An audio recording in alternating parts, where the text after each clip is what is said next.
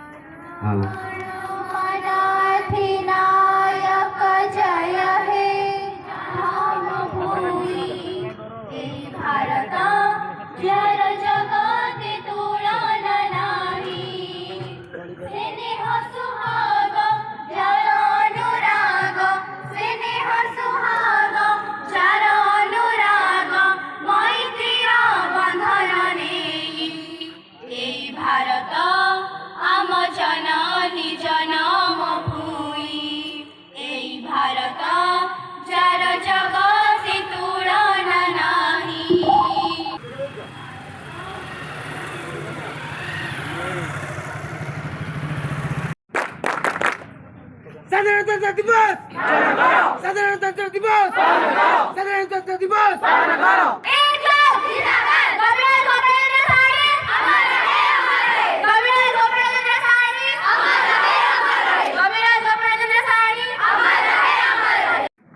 उपस्थित थिबा समस्त को गणतंत्र दिवस शुभेच्छा और शुभकामना।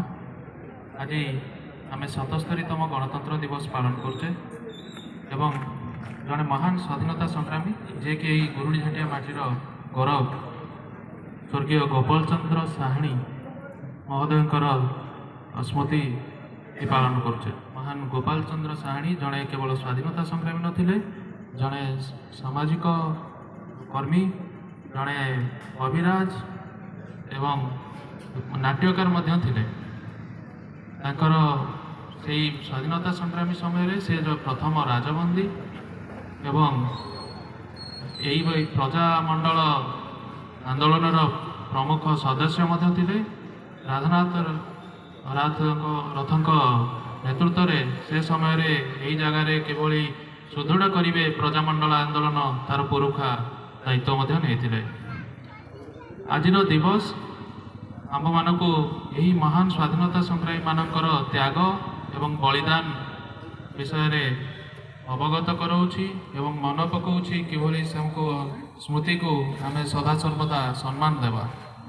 एवं युवपीढ़ी मान मोर गोटे कथा कि यही संविधान यही सबकि यार सुरक्षा यहाँ को मानिवा एवं यही अनुप्राणित होइकि किभली जोटे भल मनीष हो पारिबा से विषय आम आगु को तत्पर हवा एवं निजको से भली गढ़ी ये कहूँ जय हिंद। जड़े दक्ष लेखक साहित्यिक स्वाधीनता संग्रामी पुओ हिसाब से कौन बहुत कथा आम शुणी पारे तथापि आज ये उत्सव मुझर बड़ नाती श्रद्धेय बुलू को अनुरोध करी से पवित्र दिवस जेजे संबंध में दुई पद आमको सचेतन करेंगे।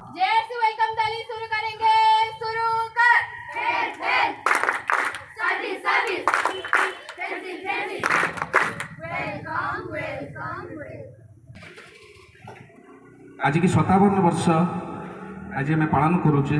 ठीक जनवरी 26 दिन गोपाल चंद्र साहानी लीला संवरण करते 7 मास 13 दिन कारावरण करने पर से घर को फेरी। आज भी मध्य कटक रे से जो जेल रोड रे जो जेल घर को संरक्षित करके रखा जाइए सुभाष चंद्र बोस स्मृति पीठ से मध्य 19 दिन कारावरण करथिले एवं आठगढ़ दीर्घ दिन कारावरण करछन्ति। सेतेबेलर कथा ପ୍ରାୟତଃ ସମସ୍ତେ ଭୁଲିଗଲେଣି, ଆଉ କିଛି ନାହିଁ, କିନ୍ତୁ ପିଲାମାନଙ୍କୁ ଅବଗତ କରାଇବାର ଆବଶ୍ୟକତା ରହିଛି। କାରଣ ଅତୀତକୁ ଭୁଲିଲେ ଭବିଷ୍ୟତ ଗଢ଼ା ଯାଇପାରିବ ନାହିଁ। ଆମକୁ ଅତୀତକୁ ମନେ ପକାଇବାକୁ ପଡ଼ିବ, ଅତୀତକୁ ବେଳେବେଳେ ରୋମନ୍ଥନ କରିବାକୁ ପଡ଼ିବ, ନହେଲେ ଆମେ ଆଗକୁ ଆଗେଇ ପାରିବା ନାହିଁ। ଆମେ ଆମ ସମ୍ବିଧାନକୁ ମାନିବା ପାଇଁ ଡକ୍ଟର B.R. ଆମ୍ବେଦକର ଯେଉଁ 1950 ମସିହାରେ ଯେଉଁ ସମ୍ବିଧାନ ଲେଖିଥିଲେ ତାକୁ ନେଇ ଆମ ଦେଶ ଚାଲିଛି। ଏବଂ ଆମେ ଆଜି ଯଦି ଏଠି ଛିଡ଼ା ହେଇଛେ, ଆମେ କଥା କହୁଛେ, ଆମର ସ୍ୱାଧୀନତା, ଆମର ବାକ୍ ସ୍ୱାଧୀନତା ଠାରୁ ଆରମ୍ଭ କରି ପ୍ରତ୍ୟେକ ସ୍ୱାଧୀନତା ପର୍ଯ୍ୟନ୍ତ ସେ ସମ୍ବିଧାନ ଆମକୁ ସେ ସ୍ୱାଧୀନତା ଦେଇଛି। ଯଦି ତାହା ନଥାନ୍ତା ତାହେଲେ ଆଇନ କାନୁନ ବୋଲି କିଛି ନଥାନ୍ତା। ଆମର କୌଣସି ପ୍ରକାରର ସୁବିଧା ଯାହା ଆମମାନଙ୍କ ପାଇଁ ଦେଶରେ ମିଳୁଛି ତାହା ଆମକୁ ମିଳିନଥାନ୍ତା। ତେଣୁ ସେହି ଦିବଂଗତ ସଂଗ୍ରାମୀମାନଙ୍କୁ ମନେ ପକାଇବା ପାଇଁ 2ଟି ଦିନ ଅଗଷ୍ଟ 15 ଏବଂ ଜାନୁଆରୀ 26ରେ ଆମେ ସମବେତ ହୁଏ ଏବଂ ମନେ ପକାଏ, ଏବଂ ମନେ ପକାଇବା ଉଚିତ ମଧ୍ୟ।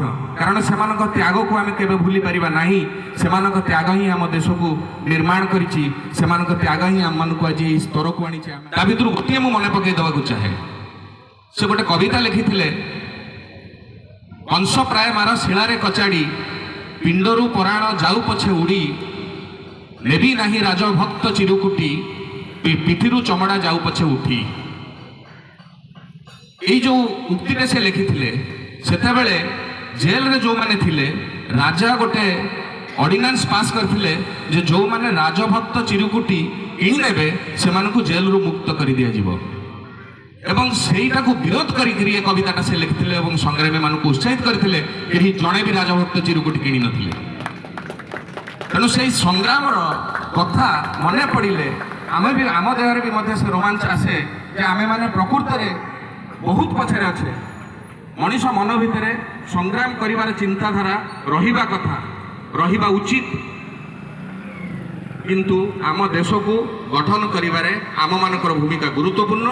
ତେଣୁ ଆଜି 77ତମ ସାଧାରଣତନ୍ତ୍ର ଦିବସ ଅବସରରେ ଏଠାରେ ଉପସ୍ଥିତ ଥିବା ସମସ୍ତ ଜନସାଧାରଣମାନଙ୍କୁ ମୁଁ ଗୋପାଳ ସାହାଣୀଙ୍କ ନାତି ହିସାବରେ, ମୋର ପାରିବାରିକ ପରିବାରର ସଦସ୍ୟ ହିସାବରେ ମୁଁ ଆପଣମାନଙ୍କ ପାଖରେ ଚିର ନମସ୍ୟ, ଚିର କୃତଜ୍ଞ ଆପଣମାନେ ଏଠାରେ ଉପସ୍ଥିତ ରହି ଆଜିର କାର୍ଯ୍ୟକ୍ରମକୁ ସାଫଲ୍ୟମଣ୍ଡିତ କରିଥିବାରୁ।